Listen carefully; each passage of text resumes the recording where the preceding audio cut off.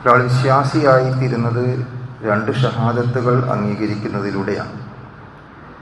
ഒന്നാമത്തെ ഷഹാദത്ത് അഷ്ഹദു അല്ലാ ഇലാഹ ഇല്ലല്ലാഹ്, അല്ലാഹു അല്ലാതെ മറ്റൊരാരാധ്യനില്ല എന്ന് ഞാൻ സാക്ഷ്യം വഹിക്കുന്നു എന്നതാണ്. തുടർന്നുകൊണ്ട് നമ്മൾ മനസ്സിലാക്കിയ രണ്ടാമത്തെ ഷഹാദത്ത് അഷ്ഹദു അന്ന മുഹമ്മദ റസൂലുള്ളാഹ്, മുഹമ്മദ് നബി സല്ലല്ലാഹു അലൈഹി വസല്ലം അള്ളാഹുവിൻ്റെ റസൂലാകുന്നു എന്നതിന് ഞാൻ സാക്ഷ്യം വഹിക്കുന്നു എന്നാണ്. ഇത് രണ്ടും നമ്മൾ പറയുന്ന കാര്യങ്ങളല്ല, നമ്മൾ അംഗീകരിക്കുന്ന കാര്യങ്ങളല്ല, മറിച്ച് നമ്മൾ സാക്ഷ്യം വഹിക്കുന്ന കാര്യങ്ങളാണ്.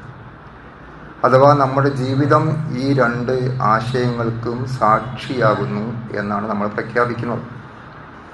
അപ്പോൾ അതിലൂടെ തന്നെ നമുക്ക് മനസ്സിലാക്കാൻ സാധിക്കും, നമ്മുടെ ജീവിതത്തിൽ അല്ലാഹു അല്ലാതെ മറ്റാരും ആരാധിക്കപ്പെടാതിരിക്കുക, ആരാധനയുടെ മുഴുവൻ ഭാവങ്ങളും അള്ളാഹുവിന് മാത്രം സമർപ്പിക്കുക എന്നതായിരിക്കണം നമ്മുടെ ജീവിതത്തിലെ പ്രകടമായ ലക്ഷണം. രണ്ടാമത്തെ കാര്യം, മുഹമ്മദ് മുസ്തഫ സല്ലല്ലാഹു അലൈഹി വസല്ലം തിരുമേനി അള്ളാഹുവിൻ്റെ ദൂതനാണ് എന്ന നിലക്ക് അവൻ്റെ മാതൃക, അദ്ദേഹത്തിൻ്റെ ചര്യ പിൻപറ്റിക്കൊണ്ട് നമ്മുടെ ജീവിതത്തെ നാം മാതൃകാ യോഗ്യമാക്കി മാറ്റണം. ലഖദ് കാന ലക്കും ഫീ റസൂലില്ലാഹി ഉസ്വത്തുൻ ഹസന ലിമൻ കാന യർജുല്ലാഹ വൽ യൗമൽ ആഖിർ. അല്ലാഹു സുബ്ഹാനഹു വ തആല നമ്മെ ഓർമ്മപ്പെടുത്തുകയുണ്ടായി, നിങ്ങൾക്ക് പ്രവാചകൻ സല്ലല്ലാഹു അലൈഹി വസല്ലം തിരുമേനിയിൽ ഉത്തമമായ മാതൃകയുണ്ട്. ആർക്കാണ്? ലിമൻ കാന യർജുല്ലാഹ വൽ യൗമൽ ആഖിർ, അള്ളാഹുവിനെയും പരലോകത്തെയും കണ്ടുമുട്ടണം എന്ന് ആഗ്രഹിക്കുന്ന ആളുകളെ സംബന്ധിച്ചിടത്തോളം, അഥവാ ആ വിശ്വാസമുള്ളവരെ സംബന്ധിച്ചിടത്തോളം അവർക്ക് പ്രവാചകനിൽ ഉത്തമമായ മാതൃകയുണ്ട് എന്ന് വിശുദ്ധ ഖുർആനിലൂടെ അള്ളാഹു നമ്മെ ഉണർത്തുകയും ചെയ്യും. അപ്പോൾ നമുക്ക് മനസ്സിലാക്കാൻ കഴിയുന്നത്, നമ്മുടെ ജീവിതം ഈ രണ്ട് കാര്യങ്ങൾക്ക് സാക്ഷ്യം വഹിക്കുന്നതായിരിക്കണം. ആ സത്യസാക്ഷ്യം നമ്മുടെ ജീവിതത്തിൽ നിലനിൽക്കണം എന്നുള്ളതാണ്. അപ്പോൾ നമ്മൾ ജീവിതത്തിൻ്റെ ഓരോ മേഖലകളും എടുത്ത് പരിശോധിച്ച് നോക്കിയാൽ പ്രവാചകൻ സല്ലല്ലാഹു അലൈഹി വസല്ലം തിരുമേനിയുമായിട്ടുണ്ടാവേണ്ട നമ്മുടെ ബന്ധം എത്ര ശക്തമാകുന്നു എന്ന് അള്ളാഹു നമ്മെ ഓർമ്മപ്പെടുത്തുന്നുണ്ട്.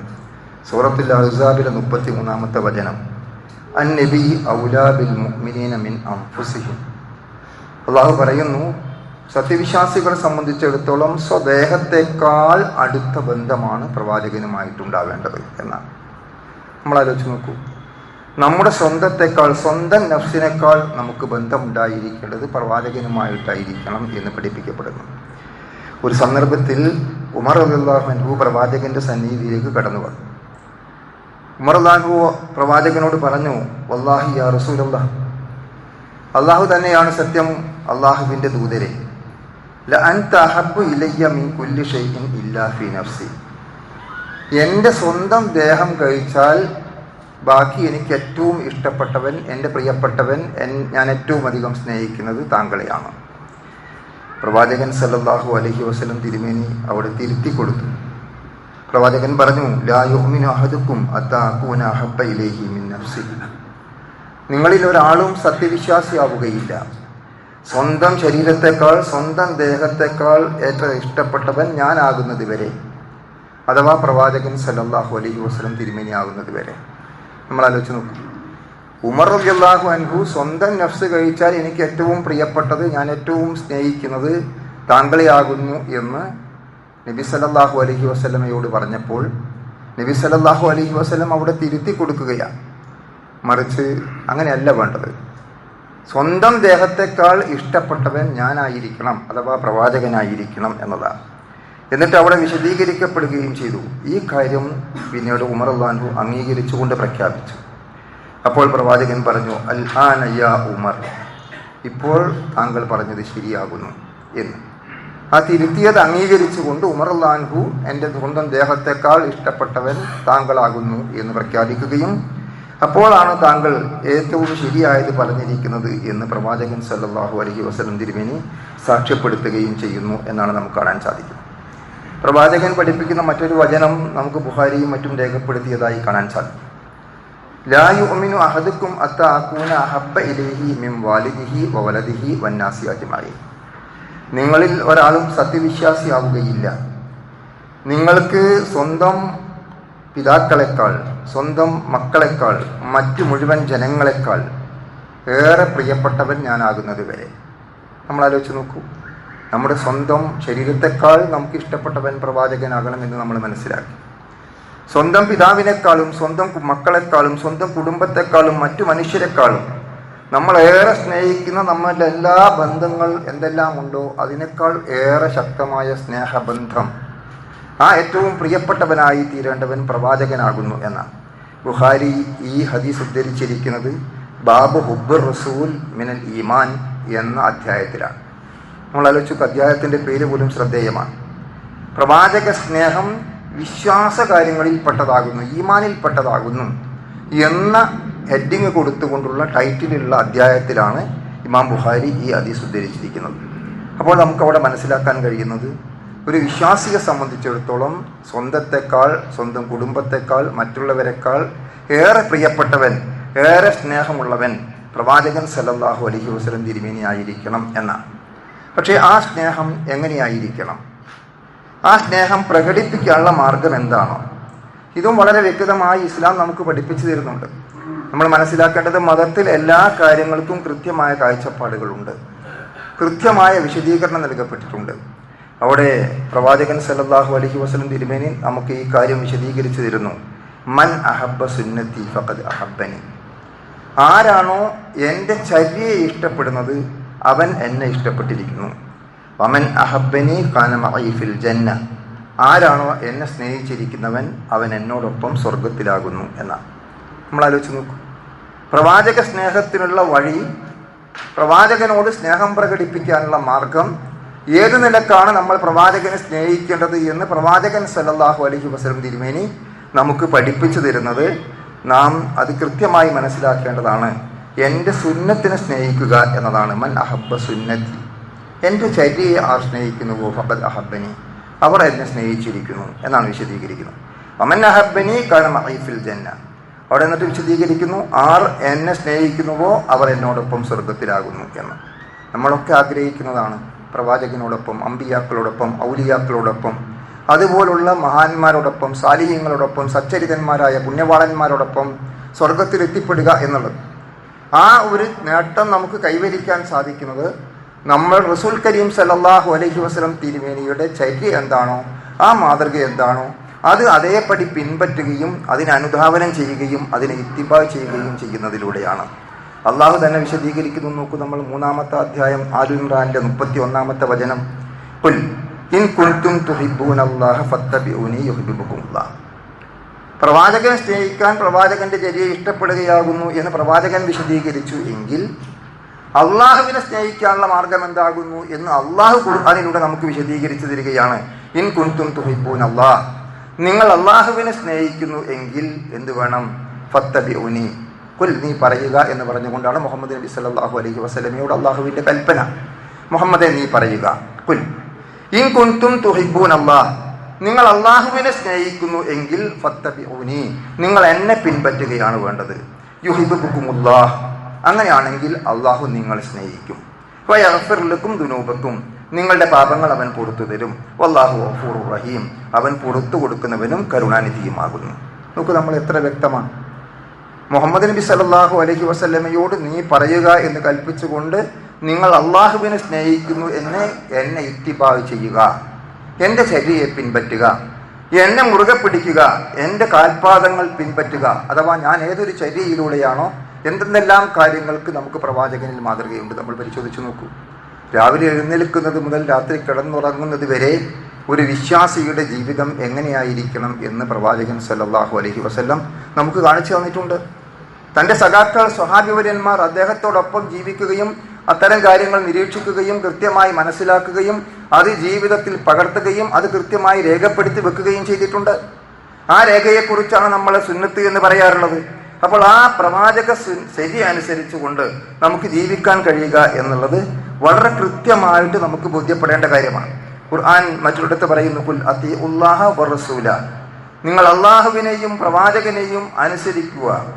ഫഇൻ തവല്ലൗ ഫഇന്നല്ലാഹ ലാ യുഹിബ്ബുൽ കാഫിരീൻ, നിങ്ങൾ അതിൽ നിന്ന് പിന്തിരിഞ്ഞു കളയുന്ന പക്ഷം സത്യനിഷേധികളായ ആളുകളെ അള്ളാഹു ഒരിക്കലും ഇഷ്ടപ്പെടുകയില്ല.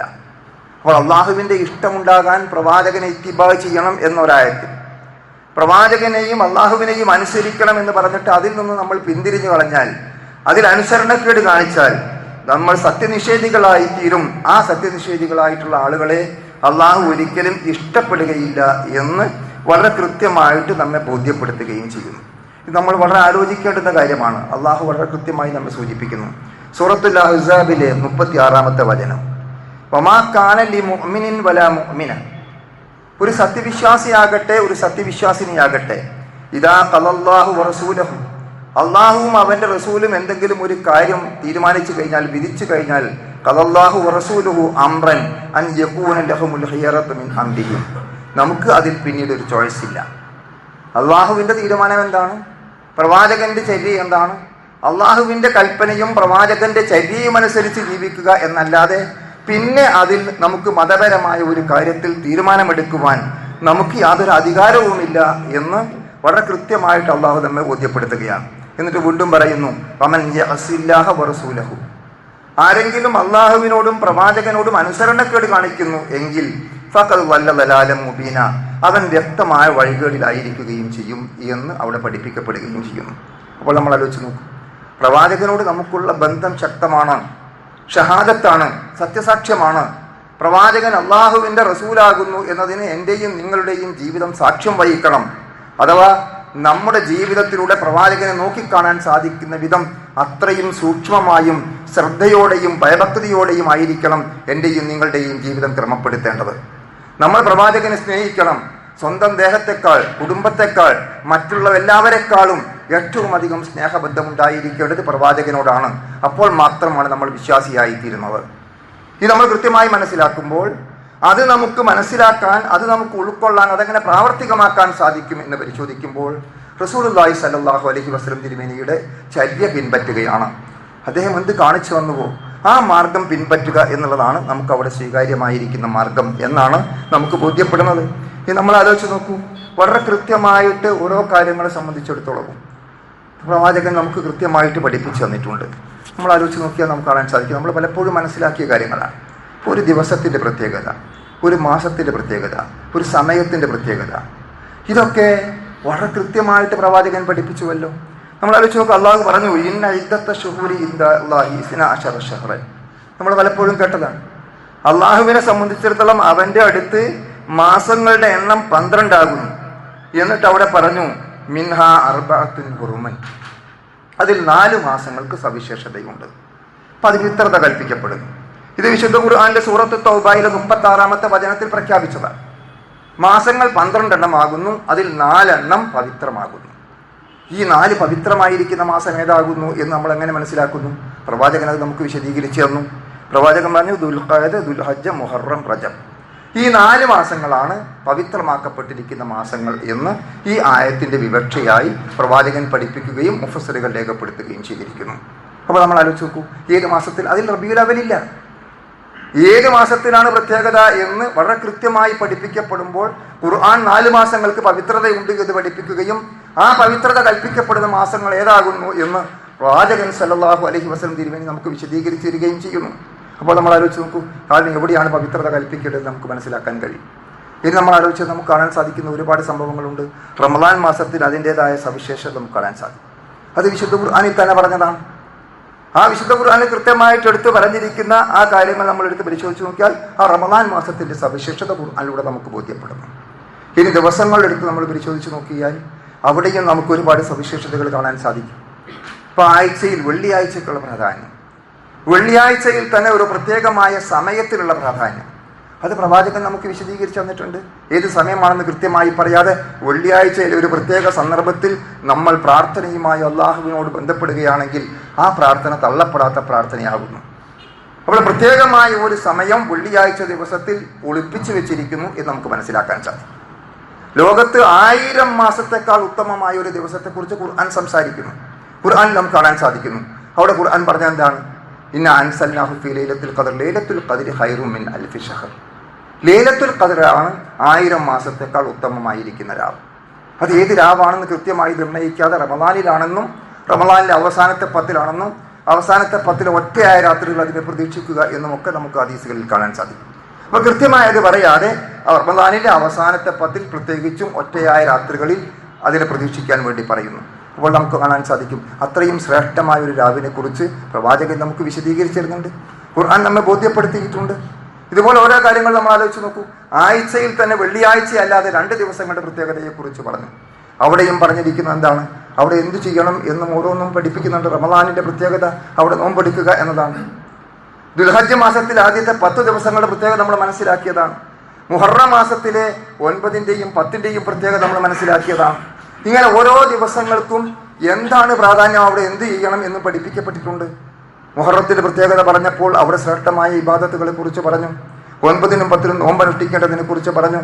അറഫായെ കുറിച്ച് പറഞ്ഞപ്പോൾ ഹാജിമാർ അറഫായിൽ ഒരുമിച്ചുകൂടുകയും അവിടെ പ്രാർത്ഥനയിൽ മുഴുകുകയും ചെയ്യണമെന്ന് പഠിപ്പിച്ചു.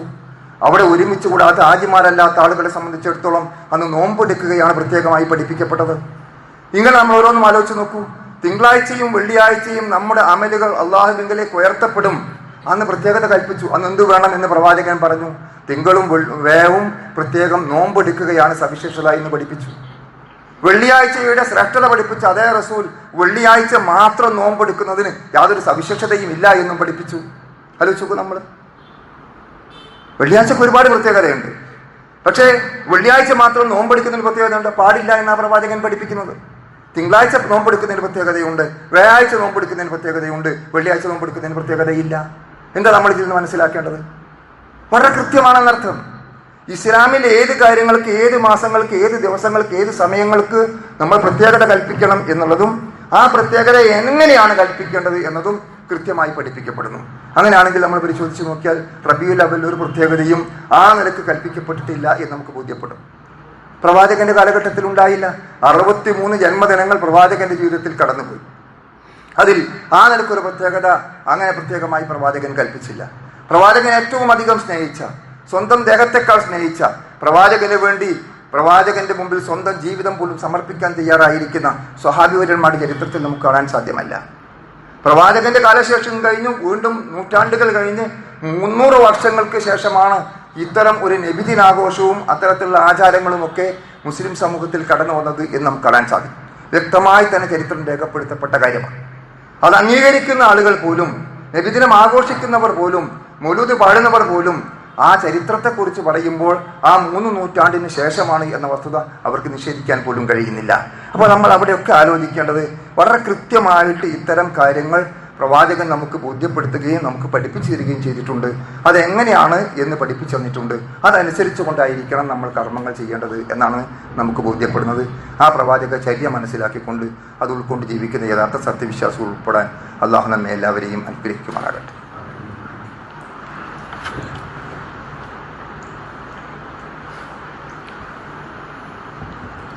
അൽഹംദുലില്ലാഹി റബ്ബിൽ ആലമീൻ വസ്സലാത്തു വസ്സലാമു അലാ റസൂലിൽ അമീൻ വഅലാ ആലിഹി വസഹ്ബിഹി അജ്മഈൻ അമ്മാ ബഅദ് അയ്യുഹൽ ഇഖ്വാൻ വൽ അഖ്വാത്ത് ഉസീകും വഇയ്യാ ബിത്തഖ്വല്ലാഹ് ഖാല അല്ലാഹു തആല ഫീ ഖുർആനിഹിൽ കരീം അഊദു ബില്ലാഹി മിനശ് ശൈത്താനിർ റജീം ബിസ്മില്ലാഹിർ റഹ്മാനിർ റഹീം ഇന്നല്ലാഹ വ മലായികത്തുഹു യുസല്ലൂന അലൻ നബി യാ അയ്യുഹല്ലദീന ആമനൂ സല്ലു അലൈഹി വസല്ലിമു തസ്ലീമ. ബഹുമാന്യരായ സഹോദരന്മാരെ, സഹോദരികളെ, സർവശക്തനായ അള്ളാഹുവിൻ്റെ വിധിവിലക്കുകൾ അനുസരിച്ച് അങ്ങേയറ്റം തെക്കുകളോട് ജീവിക്കുവാൻ ഒന്നുകൂടി എന്നെയും നിങ്ങളെയും വസിയത്ത് ചെയ്യുന്നു. അപ്പോൾ നമ്മൾ പ്രവാചകനോടുള്ള സ്നേഹം എത്ര സുശക്തമായിരിക്കണം എന്നും ആ പ്രവാചക സ്നേഹം പ്രകടിപ്പിക്കാനുള്ള മാർഗം പ്രവാചകൻ്റെ ചര്യ ഇത്തിബാഅ് ചെയ്യുകയാകുന്നു എന്ന് നമ്മൾ മനസ്സിലാക്കി. മാത്രമല്ല, മാസങ്ങളാകട്ടെ, ദിവസങ്ങളാകട്ടെ, ആഴ്ചയാകട്ടെ, സമയങ്ങളാകട്ടെ, സന്ദർഭങ്ങളാകട്ടെ, സ്ഥലങ്ങളാകട്ടെ, അതിനൊക്കെ പ്രത്യേകത കൽപ്പിക്കാൻ അതിൻ്റെ വളരെ കൃത്യമായിട്ട് ഏതാണ് എന്നും അതെങ്ങനെയായിരിക്കണം ആ പ്രത്യേകത നമ്മൾ ഉൾക്കൊള്ളേണ്ടത് എന്നും വ്യക്തമായി തന്നെ പഠിപ്പിക്കപ്പെട്ടു. ധാരാളം അനുഭവങ്ങൾ. സാധാരണ സ്ഥലത്ത് നമസ്കരിക്കുന്നതിൻ്റെ 27 ഇരട്ടി പുണ്യമാണ് പള്ളിയിൽ നമസ്കരിച്ചത്. പള്ളിയിൽ തന്നെ 3 പള്ളികൾക്ക് പ്രത്യേകത. മക്കയിലെ പള്ളിക്ക് 1,00,000 കൊടുത്തു, മദീനയിലെ പള്ളിക്ക് 1000 ഇരട്ടി പ്രതിഫലം കൊടുത്തു, മസ്ജിദുൽ അഖ്സായിലെ നമസ്കാരത്തിൽ 500 ഇരട്ടി പ്രതിഫലം കൊടുത്തു. ഇത്ര വ്യക്തമായതൊക്കെ. അപ്പോൾ കൃത്യമായിട്ട് ഇങ്ങനെ ഓരോ കാര്യങ്ങളും പഠിപ്പിക്കപ്പെടുന്ന നമ്മെ സംബന്ധിച്ചിടത്തോളം നമ്മൾ പ്രവാചക ചര്യയെ മനസ്സിലാക്കിയിട്ട് അവിടെയാണ് മൗലിദ് ആഘോഷത്തിനോ നബിദിനാഘോഷത്തിനോ ഇങ്ങനെ ഒരു പ്രത്യേകത റബീഉൽ അവ്വലിനോ റബീഉൽ അവ്വൽ 12 ഉണ്ടോ എന്ന് പരിശോധിക്കേണ്ടത്. അവിടെ തന്നെ പല അഭിപ്രായങ്ങളുമുണ്ട്. നബിയുടെ ജന്മം 12 തന്നെയാണ്, അല്ലെങ്കിൽ വ്യത്യസ്ത ഡേറ്റുകളെ സംബന്ധിച്ചിടത്തോളം വ്യത്യസ്ത വീക്ഷണങ്ങളുണ്ട്. ഏതായിരുന്നാലും ശരി, നമുക്ക് പരിശോധിക്കുവാനുള്ളത് അവിടെ പ്രവാചകൻ അവിടെ എന്ത് പഠിപ്പിക്കുന്നു എന്നുള്ളതാണ്. നോക്കൂ, നമ്മൾ പ്രവാചകനോടുള്ള ആദരവും ബഹുമാനവും കാര്യങ്ങളാണ്, അദ്ദേഹത്തെ പുകഴ്ത്തുകയാണ് എന്നൊക്കെ പറഞ്ഞുകൊണ്ടാണ് ഇതിനെ അനുകൂലിക്കുന്ന ആളുകൾ പ്രചരണം നടത്താറുള്ളത്. അപ്പോൾ നമ്മൾ ആലോചിച്ചു, ഒരു സാധാരണ ചെല്ലാറുള്ള ഒരു ആയത്താണ് ഞാൻ നമ്മുടെ ശ്രദ്ധയിൽ കൊണ്ടുവന്നത്. സൂറത്തുൽ അഹ്സാബിലെ തന്നെ 56-ാമത്തെ വചനം, ഇന്നല്ലാഹ മലായികത്തുഹു യുസല്ലൂന അലൻ നബി. അള്ളാഹുവും മലക്കുകളും പ്രവാചകന് സ്വലാത്ത് പറയുന്നു. ആ സ്വലാത്ത്, അള്ളാഹു സ്വലാത്ത് പറയുക എന്ന് പറഞ്ഞാൽ, സ്വലാത്ത് എന്ന് പറഞ്ഞാൽ എന്താണ് അർത്ഥം? അള്ളാഹു അനുഗ്രഹിക്കുന്നു എന്നാണ്. മലക്കുകളെ സംബന്ധിച്ചിടത്തോളം പ്രവാചകന് വേണ്ടി സ്വലാത്ത് ഇല്ല എന്ന് പറഞ്ഞാൽ എന്താണ്? അനുഗ്രഹത്തിന് വേണ്ടി ചോദിക്കുക എന്നാണ്. അപ്പൊ അള്ളാഹു പ്രവാചകനെ അനുഗ്രഹിക്കുന്നു, ധാരാളം അനുഗ്രഹങ്ങൾ ചെയ്തു കൊടുത്തിരിക്കുന്നു. ആ അനുഗ്രഹങ്ങൾ, ഒട്ടനവധി അനുഗ്രഹങ്ങൾ നമുക്ക് കാണാൻ സാധിക്കും. അതിലേറ്റവും പ്രധാനപ്പെട്ടതാണ് അള്ളാഹു സുബ്ഹാനഹു വ തആല നമ്മെ ബോധ്യപ്പെടുത്തിയിരിക്കുന്നത്, ലഖദ് മന്നല്ലാഹു അലൽ മുഅ്മിനീന ഇദ് ബഅസ ഫീഹിം റസൂലൻ മിൻ അൻഫുസിഹിം. നമ്മളെ തന്നെ അള്ളാഹു അനുഗ്രഹിച്ചു. ഈ സത്യവിശ്വാസികളെ അനുഗ്രഹിച്ചിരിക്കുന്നു. ഏതിലൂടെ? ഇദ് ബഅസ ഫീഹിം റസൂലൻ മിൻ അൻഫുസിഹിം. അവരിൽ നിന്ന് തന്നെയുള്ള ഒരു പ്രവാചകനെ നമ്മിലേക്ക് നിയോഗിച്ചുകൊണ്ട്, യത്ലു അലൈഹിം ആയാതിഹി വയുസക്കിഹിം, അള്ളാഹുവിൻ്റെ ദൃഷ്ടാന്തങ്ങൾ ഓതിക്കൊടുക്കുകയും അതിലൂടെ അവരെ സംസ്കരിച്ചെടുക്കുകയും ചെയ്യുന്ന ഒരു പ്രവാചകനെ അവരിൽ നിന്ന് തന്നെ നിയോഗിച്ചുകൊണ്ട്. ദൈവപുത്രനല്ല, ദൈവത്തിൻ്റെ അവതാരമല്ല, ദൈവിക ഗുണവിശേഷമുള്ളവനല്ല. ഖുൽ ഇന്നമാ അന ബശറും മിസ്ലുക്കും. അവിടെ പറഞ്ഞാൽ എന്താ? നീ ജനങ്ങളോട് പറയണം. എന്താ പറയേണ്ടത്?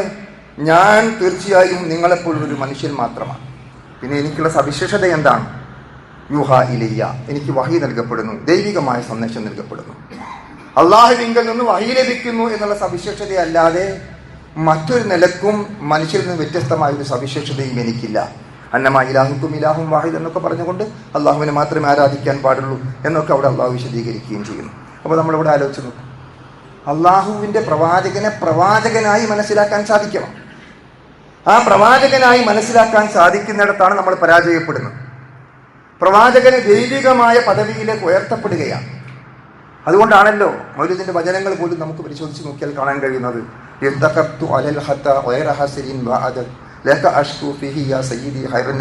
എന്നൊക്കെ ചൊല്ലേണ്ടി വരുന്നത്. പാപങ്ങളിൽ നിന്ന് നമ്മൾ പാപമുക്തരാവാൻ, പാപമോചനം തേടേണ്ടത് അള്ളാഹുവിനോട് മാത്രമാണ്. അവനാണ് പാപങ്ങൾ പുറത്തു തരാൻ കഴിയുന്നത്. ഇവിടെ പ്രവാചകനോട് പറയുകയാണ്, ഞാൻ ഒരുപാട് പാപങ്ങളിൽ സഞ്ചരിക്കുകയാണ്, അതുകൊണ്ട് നിന്നോട് ഞാൻ ആവലാതി പറയുന്നു. ആ ആവലാതി പ്രവാചകനോടല്ലല്ലോ, അള്ളാഹുവിനോട് സമർപ്പിക്കേണ്ട കാര്യമാണ്. നമ്മൾ ആലോചിച്ച് നോക്കൂ, ഉഹദ് യുദ്ധത്തിൻ്റെ രണാങ്കണം. ആ ഉഹദ് യുദ്ധത്തിൻ്റെ രണാങ്കണത്തിൽ യുദ്ധം പ്രതികൂലമായി തീരുന്നു. അവിടെ നമ്മുടെ സൈന്യം ഛിന്ന ഭിന്നമാവുകയും ചില പ്രയാസങ്ങൾ ഉണ്ടാവുകയും ചെയ്യുന്നു. പ്രവാചകന്റെ കൽപ്പന ധിക്കരിച്ചുകൊണ്ട് സ്വഹാബികൾ സ്വീകരിച്ചിരിക്കുന്ന ചില സമീപനങ്ങളുടെ ഫലമായി പരാജയം അനുഭവപ്പെടുന്നത്. ആ സന്ദർഭത്തിലാണ് പ്രവാചകൻ സല്ലല്ലാഹു അലൈഹി വസല്ലം തിരുമേനി വഫാത്തായിരിക്കുന്നു എന്ന ഒരു കിംവദന്തി ഉണ്ടായത്. ആ ഒരു പ്രചരണം, അപ്പോഴേക്ക് ആളുകൾ, നമ്മുടെ സമൂഹം ആകെ ദുർബലമായി. റസൂൽ മരിച്ചിരിക്കുന്നു, റസൂൽ വഫാത്തായിട്ടുണ്ടെങ്കിൽ പിന്നെന്തിനാണ് നമ്മൾ യുദ്ധം ചെയ്യുന്നത് എന്ന് വരെ ചോദിക്കുന്ന അവസ്ഥയുണ്ടായി. ഈ സാഹചര്യത്തിൽ ഇറങ്ങിയിരിക്കുന്ന വചനം സൂറത്ത് ആലി ഇംറാനിലെ 144-ാമത്തെ വചനം നമുക്ക് കാണാൻ സാധിക്കും. അവിടെ എന്താ പഠിപ്പിക്കുന്നത്? വമാ മുഹമ്മദുൻ ഇല്ലാ റസൂൽ, മുഹമ്മദ് ഒരു പ്രവാചകനല്ലാതെ മറ്റാരുമല്ല. നോക്കൂ, നമ്മൾ മുഹമ്മദ് ഒരു പ്രവാചകനല്ലാതെ മറ്റാരുമല്ല എന്നാണ്. ദൈവപുത്രനല്ല, ദൈവത്തിൻ്റെ അവതാരമല്ല, ദൈവികമായ ഗുണവിശേഷമുള്ളവനല്ല, മറിച്ച് പ്രവാചകനാകുന്നു എന്നുള്ളതാണ്. ഖദ് ഖലത് മിൻ ഖബ്ലിഹി റുസുൽ, അതിനു മുമ്പും പ്രവാചകന്മാർ കഴിഞ്ഞു പോയിട്ടുണ്ട്. മുഹമ്മദ് നബി മാത്രമല്ല, പ്രവാചകന്മാർ, ലക്ഷക്കണക്കായ പ്രവാചകന്മാർ കഴിഞ്ഞു പോയിട്ടുണ്ട്. ലിക്കുല്ലി ഖൗമിൻ ഹാദ്, എല്ലാ ജനവിഭാഗങ്ങളിലേക്കും അത്തരം സന്മാർഗ ദർശനവുമായി പ്രവാചകന്മാർ കടന്നു വന്നിട്ടുണ്ട് എന്നതാണ് ഇസ്ലാമിൻ്റെ വീക്ഷണം. 25ഓളം പ്രവാചകന്മാരുടെ പേര് മാത്രമാണ് ഖുർആനിൽ പറയപ്പെട്ടിട്ടുള്ളത്. എങ്കിലും മുഴുവൻ മാനവ സമൂഹത്തിലേക്കും മനുഷ്യ സംസ്കാരം വളർന്നു വന്ന, മനുഷ്യ സംസ്കാരം പടർന്ന് പന്തരിച്ചിരിക്കുന്ന മുഴുവൻ പ്രദേശങ്ങളിലേക്കും പ്രവാചകന്മാർ നിയോഗിക്കപ്പെട്ടിട്ടുണ്ട്. ലാ നുഫർരിഖു ബൈന അഹദിൻ മിൻ റുസുലിഹി, ആ പ്രവാചകന്മാർക്കിടയിൽ യാതൊരു വേർതിരിവും നാം കൽപ്പിക്കുന്നില്ല എന്നും വളരെ വ്യക്തമായി പഠിപ്പിക്കുന്നു. അപ്പോൾ നമ്മൾ ആലോചിച്ച് നോക്കൂ, അത്തരം ഏതെങ്കിലും ഒരു പ്രവാചകന്റെ ജന്മദിനം പ്രത്യേകമായ ഒരു പ്രത്യേകത കൽപ്പിച്ചുകൊണ്ട് പ്രവാചകൻ ആഘോഷിക്കുകയോ നമുക്ക് മാതൃക കാണിക്കുകയോ ചെയ്തിട്ടില്ല. പ്രവാചകന്റെ ജന്മദിനം പ്രവാചകൻ ആഘോഷിച്ചില്ല, സഹാബിമാർ ആഘോഷിച്ചില്ല. പിന്നെ എവിടെയാണ് നമുക്കിതിന് തെളിവുള്ളത് എന്ന് നമ്മൾ പരിശോധിക്കേണ്ടതാണ്. അവിടെ കലബ്തും അലാ അഖാബിക്കും, ഇനി പ്രവാചകൻ മരിച്ചു എന്ന് തന്നെ വിചാരിക്കുക.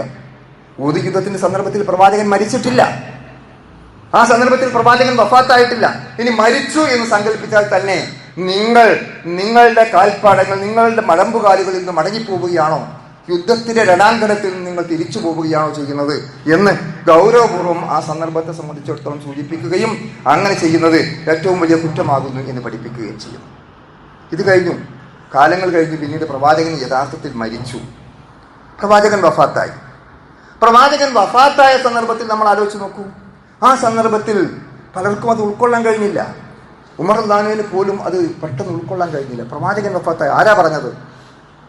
നേരത്തെ പ്രവാചകന്റെ തലയെടുക്കാൻ ഉരിപ്പിടിച്ച വാളുമായി കടന്നു വന്നിരുന്ന ഉമർ റളിയല്ലാഹുവിന് പ്രവാചകനുള്ള അദമ്യമായ ആ സ്നേഹം വളർന്നു വന്നപ്പോൾ പ്രവാചകൻ വഫാത്തായി എന്നതുപോലും ഉൾക്കൊള്ളാൻ കഴിഞ്ഞില്ല. വളരെ ശാന്തമായി അബൂബക്കർ സിദ്ദീഖ് കടന്നു വന്നു. അദ്ദേഹം കടന്നു വന്നുകൊണ്ട് പരിശോധിച്ചു. അദ്ദേഹം കൺഫേം ചെയ്തു പ്രവാചകൻ വഫാത്തായിരിക്കുന്നു എന്ന്, മരിച്ചിരിക്കുന്നു എന്ന്.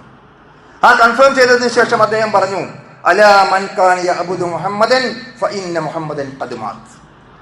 ആരെങ്കിലും മുഹമ്മദിനെയാണ് ആരാധിച്ചിരുന്നത് എങ്കിൽ മുഹമ്മദ് മരിച്ചിരിക്കുന്നു. നോക്കുന്നു, എത്ര സിമ്പിളായിട്ടാണ് പറഞ്ഞു കൊടുക്കുന്നത്. ആരെങ്കിലും മുഹമ്മദിനെയാണ് ആരാധിച്ചിരിക്കുന്നത് എങ്കിൽ മുഹമ്മദ് ഇതാ മരിച്ചിരിക്കുന്നു. എന്നാൽ വമൻ കാന യഅബുദുല്ലാഹ്, ആരെങ്കിലും അള്ളാഹുവിനെയാണ് ആരാധിക്കുന്നത് എങ്കിൽ ഫഇന്നല്ലാഹ ഹയ്യുൻ ലാ യമൂത്ത്, അവൻ എന്നെന്നും ജീവിച്ചിരിക്കുന്നവനാണ്, ഒരിക്കലും മരണമില്ലാത്തവനാണ്. എന്നിട്ട് അവിടെ ഇന്നക മയ്യിത്തും വഇന്നഹും മയ്യിത്തുൻ എന്ന് തുടങ്ങുന്ന ആയത്തൊക്കെ ഊതിക്കൊടുത്തുകൊണ്ട് ആ ബോധ്യപ്പെടുത്തി. അപ്പോഴാണ് ഉമർ റളിയല്ലാഹു പോലും സാധാരണ ഒരു അവസ്ഥയിലേക്ക് തിരിച്ചു വന്നത് എന്നാ ചരിത്രം. അദ്ദേഹത്തിന് ഉൾക്കൊള്ളാൻ കഴിഞ്ഞത് ഇത് നേരത്തെ ഓതാത്തത് കൊണ്ടല്ല, ഈ ആയത്ത് അറിയാത്തത് കൊണ്ടല്ല, ഈ വസ്തുത ബോധ്യപ്പെടാത്തത് കൊണ്ടല്ല. അപ്പോൾ അവിടെ കൃത്യമായി നമുക്ക് മനസ്സിലാക്കാൻ കഴിയുന്നത് ഈ ഒരു അവസ്ഥ പ്രവാചകനെ നമ്മൾ മനസ്സിലാക്കേണ്ട രൂപത്തിൽ മനസ്സിലാക്കണം. അതുകൊണ്ട് റസൂൽ കരീം സല്ലല്ലാഹു അലൈഹി വസല്ലം നമ്മളോട് പറഞ്ഞത് എന്താണ്? വളരെ കൃത്യമായി നിങ്ങൾ ശ്രദ്ധിക്കണം. ലാ തുതിറൂനി കമാ അത്റത്തിൻ നസാറ ഈസ ഇബ്നു മറിയം. മറിയമിന്റെ മകൻ ഈസാ നബി അലൈഹിസ്സലാമിനെ അദ്ദേഹത്തിന്റെ അനുയായികൾ പുകഴ്ത്തിയതുപോലെ നിങ്ങൾ എന്നെ പുകഴ്ത്തരുത്. പുകഴ്ത്തി എവിടെ എത്തി? അവിടെ ഈസാ നബി അലൈഹി ഇസ്ലാമിനോടുള്ള സ്നേഹം അതിര് കടന്ന് അദ്ദേഹത്തോടുള്ള ആദരവും ബഹുമാനവും അതിര് കടന്ന് ആരാധനാഭാവത്തിലേക്ക് മാറി. അള്ളാഹുവിന്റെ പുത്രനാകുന്നു എന്ന നിലക്കുള്ള സ്ഥാനവും പദവിയും നൽകി അദ്ദേഹത്തെ വിളിച്ച് ആരാധിക്കാൻ തുടങ്ങി, അദ്ദേഹത്തെ വിളിച്ച് പ്രാർത്ഥിക്കാൻ തുടങ്ങി. ഈ അവസ്ഥാവിശേഷം എന്നെ സംബന്ധിച്ചിടത്തോളം ഉണ്ടാവരുത്. അതുകൊണ്ട് അവിടെ കൃത്യമായിട്ട് അദ്ദേഹം പഠിപ്പിച്ചു കൊടുത്തു, അന അബ്ദുല്ലാഹി വറസൂലുഹു, ഞാൻ ആരാണ്? ഞാൻ അള്ളാഹുവിന്റെ അടിമയാണ്, അവന്റെ പ്രവാചകനാണ്. ഇതാണ് പ്രവാചകന്റെ പ്രത്യേകത. അബ്ദാണ്, റസൂലാണ്. ഈ രണ്ട് കാര്യങ്ങൾ ഉൾക്കൊണ്ടുകൊണ്ട് ആ കാര്യങ്ങൾ അംഗീകരിച്ചുകൊണ്ടായിരിക്കണം നിങ്ങൾ പ്രവർത്തിക്കേണ്ടത്. അതുകൊണ്ട് തന്നെ പ്രവാചകൻ ഒന്നുകൂടി കൃത്യമായി ബോധ്യപ്പെടുത്തി. നസാറാക്കൾക്കും ക്രിസ്ത്യാനികൾക്കും ജൂതന്മാർക്കും സംഭവിച്ചത് അവിടെ പ്രവാചകന്മാരോടുള്ള ആദരവ് അതിര് കടന്ന് അവിടെ കബറുകൾ വരെ ആരാധിക്കപ്പെടുന്ന അവസ്ഥയിലേക്ക് എത്തി. മുസ്ലിം സമൂഹത്തിൽ വരെ നമുക്ക് ഈ ഒരു അന്ധവിശ്വാസം കാണാൻ സാധിക്കും. എത്ര ഗൗരവത്തോടു കൂടിയാണ് പ്രവാചകൻ ആ കാര്യം ഓർമ്മപ്പെടുത്തിയത്. അല്ലാഹുമ്മ ലാ തജ്അൽ ഖബരി വസനൻ യുഅബദ്. പ്രവാചകൻ പ്രാർത്ഥിക്കുകയാണ്, അല്ലാഹുവേ, എൻ്റെ ഖബറിനെ ഒരിക്കലും നീ ആരാധിക്കപ്പെടുന്ന ബിംബമാക്കരുതേ. അവിടെ ആഘോഷങ്ങളും ഉത്സവങ്ങളും നടത്തി ജാലമുകളും മക്കാമുകളും ഉണ്ടാക്കി അതിന്റെ മുമ്പിൽ ആരാധനകൾ പ്രാവത്തോടു കൂടി ആളുകൾ സാഷ്ടാംഗം പ്രണമിക്കുന്ന, മരിച്ചു മൺമറഞ്ഞു പോയ മഹത് വ്യക്തിത്വങ്ങൾ വിളിച്ച് പ്രാർത്ഥിക്കപ്പെടുന്ന ആ ഒരു അവസ്ഥാവിശേഷം പടച്ച തമ്പുരാനെ, എന്നെ സംബന്ധിച്ചിടത്തോളം എൻ്റെ ഖബറിന് സംഭവിക്കാൻ പാടില്ല നാഥ എന്ന് അള്ളാഹുവിനോട് ദുആ ചെയ്യുന്ന അവസ്ഥയാണ് നമുക്ക് അവിടെ കാണാൻ സാധിക്കുന്നത്. ലാ തജ്അലു ഖബരി ഈദ. തന്റെ ജനങ്ങളോട് അദ്ദേഹം പറഞ്ഞു, നിങ്ങൾ ഒരിക്കലും എൻ്റെ കബറിടങ്ങളെ ആഘോഷ സ്ഥലങ്ങളാക്കി മാറ്റരുത് എന്ന് പഠിപ്പിക്കുകയും ചെയ്യുന്നു. അതുകൊണ്ട് പ്രിയപ്പെട്ടവരെ, നമ്മൾ മനസ്സിലാക്കേണ്ടത് പ്രവാചകന് സ്നേഹം പ്രകടിപ്പിക്കാനുള്ള മാർഗം പ്രവാചകന്റെ ചര്യയെ ഇത്തിബാ ചെയ്യുകയാണ്. അത് കൃത്യമായി നമുക്ക് ഹദീസുകളിൽ അദ്ദേഹത്തിന്റെ കാര്യങ്ങൾ, അദ്ദേഹത്തിന്റെ ഖൗലുകൾ, അദ്ദേഹത്തിന്റെ ഫിഅലുകൾ അദ്ദേഹം തക്രീറാക്കി, അദ്ദേഹം അംഗീകരിച്ചിരിക്കുന്ന കാര്യങ്ങൾ, സ്ഥിരീകരിച്ചിരിക്കുന്ന കാര്യങ്ങൾ, ഇത് മൂന്നുമാണ് നമ്മൾ സുന്നത്ത് എന്ന് പറയും. ഒന്നുകിൽ പ്രവാചകൻ പറഞ്ഞത്, അല്ലെങ്കിൽ പ്രവാചകൻ ചെയ്തത്, അല്ലെങ്കിൽ പ്രവാചകൻ അതിനെ സ്ഥിരീകരിച്ചിരിക്കുന്ന, അംഗീകാരം കൊടുത്തിരിക്കുന്ന കാര്യങ്ങൾ. ഇതാണ് നമ്മൾ മുറുകെ പിടിച്ചുകൊണ്ട് മുന്നോട്ട് പോകേണ്ടത്. മൻ അഹദസ ഫീ അംരിനാ ഹാദാ ഫഹുവ റദ്ദുൻ. മതപരമായ കാര്യത്തിൽ ഇതല്ലാത്ത, പ്രവാചകൻ പഠിപ്പിച്ചിട്ടില്ലാത്ത, ഖുർആനിന്റെ പിൻബലമില്ലാത്ത, പ്രമാണങ്ങളുടെ പിൻബലമില്ലാത്ത കാര്യങ്ങൾ നിങ്ങൾ തള്ളേണ്ടതാണ്, അത് തള്ളപ്പെടേണ്ടതാകുന്നു എന്ന് കൃത്യമായി പഠിപ്പിക്കപ്പെടുകയും ചെയ്യുന്നു. അതുകൊണ്ട് നബിദിനാഘോഷത്തിന് യാതൊരു പ്രമാണങ്ങളുടെയും പിൻബലമില്ല എന്ന് നമുക്ക് ബോധ്യപ്പെടുന്നു. അതുകൊണ്ട് നമ്മൾ അത് ആചരിക്കുന്നില്ല. എന്നാൽ പ്രവാചകന്റെ പേരിൽ സ്വലാത്ത് ചെല്ലണം. അള്ളാഹു നമ്മളോട് നേരത്തെ അള്ളാഹുവും മലക്കുകളും എന്ന് പറഞ്ഞതിന് ശേഷം പറഞ്ഞു, യാ അയ്യുഹല്ലദീന ആമനു സല്ലു അലൈഹി വസല്ലിമു തസ്ലീമാ. നിങ്ങൾ പ്രവാചകന് വേണ്ടി സ്വലാത്തും സലാമും ചെല്ലണം. അതെങ്ങനെയെന്ന് പഠിപ്പിച്ചു. സ്വലാത്തിന്റെ വചനങ്ങൾ പ്രവാചകൻ സത്യവിശ്വാസികൾ അവരോട് ചോദിച്ചു, സഹാബികൾ ചോദിച്ചു, യാ റസൂലല്ലാഹ്, ഞങ്ങൾ എങ്ങനെയാണ് കൈഫ നുസല്ലിമു അലൈക, നിങ്ങൾക്ക് വേണ്ടി സലാത്തും സലാമും ചെല്ലേണ്ടത്? നമ്മൾ സാധാരണ എല്ലാവരുള്ള ഇബ്രാഹിമി സലാത്ത് എന്ന് പറയപ്പെടാനുള്ള സലാത്തിന്റെ രൂപം കൃത്യമായി പഠിപ്പിച്ചു കൊടുത്തു. അല്ലാഹുമ്മ സല്ലി അലാ മുഹമ്മദിൻ വ അലാ ആലി മുഹമ്മദ് തുടങ്ങുന്ന കാര്യങ്ങൾ. ആ സലാത്ത് നിർബന്ധമായി നമ്മുടെ നമസ്കാരത്തിൽ ചെല്ലാൻ വേണ്ടി പഠിപ്പിച്ചു. പ്രഭാഷണങ്ങളുടെ തുടക്കത്തിൽ സലാത്ത് ചെല്ലാൻ വേണ്ടി പഠിപ്പിച്ചു. മയ്യത്ത് നമസ്കാരത്തിന്റെ സന്ദർഭത്തിൽ പോലും സലാത്ത് ചെല്ലാൻ വേണ്ടി പഠിപ്പിച്ചു. അപ്പോൾ നമ്മൾ ആലോചിച്ച് നോക്കൂ, സലാത്ത് എങ്ങനെ ചെല്ലണം എന്ന് പഠിപ്പിച്ചു, അത് എപ്പോൾ ചെല്ലണം എന്ന് പഠിപ്പിച്ചു, അതിന് സവിശേഷതകൾ പഠിപ്പിച്ചു, പ്രവാചകന്റെ പേര് കേൾക്കുമ്പോൾ സലാത്ത് ചെല്ലാൻ വേണ്ടി പഠിപ്പിച്ചു. അങ്ങനെ ശ്രേഷ്ഠമായ കാര്യങ്ങൾ എന്ത് എന്ന് റസൂൽ കരീം സല്ലല്ലാഹു അലൈഹി വസല്ലം എങ്ങനെ എന്ന് നമുക്ക് വ്യക്തമായി പഠിപ്പിച്ചു തന്നിട്ടുണ്ട്. അത് പിൻപറ്റിക്കൊണ്ട് ജീവിക്കുക എന്നതാണ് നമ്മുടെ ബാധ്യത. അല്ലാഹു സുബ്ഹാനഹു വ തആല അത് നമ്മെ എല്ലാവരെയും അനുഗ്രഹിക്കുമാറാകട്ടെ. അന്ധവിശ്വാസങ്ങളിൽ നിന്നും വിദ്അത്തുകളിൽ നിന്നും മാറി നിൽക്കുവാൻ, സത്യസന്ദേശം മുഴുവൻ ജനങ്ങൾക്കും എത്തിച്ചു കൊടുക്കുവാനും അനുകൂലമായ സാഹചര്യങ്ങൾ അല്ലാഹു നമുക്ക് ഒരുക്കി തരുമാറാകട്ടെ.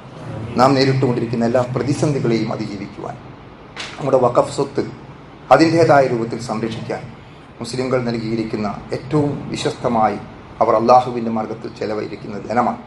അത് ഒരിക്കലും മറ്റു കാര്യങ്ങളിൽ എത്തിപ്പെടാതെ അതിനെ സംരക്ഷിക്കാനും സൂക്ഷിക്കാനും അള്ളാഹു നമ്മെ അനുഗ്രഹിക്കുമാറാകട്ടെ. ലോകത്തിൻ്റെ വിവിധ ഭാഗങ്ങളിൽ പ്രയാസം അനുഭവിച്ചുകൊണ്ടിരിക്കുന്ന ആളുകൾക്ക് അള്ളാഹു എല്ലാവിധ സഹായങ്ങളും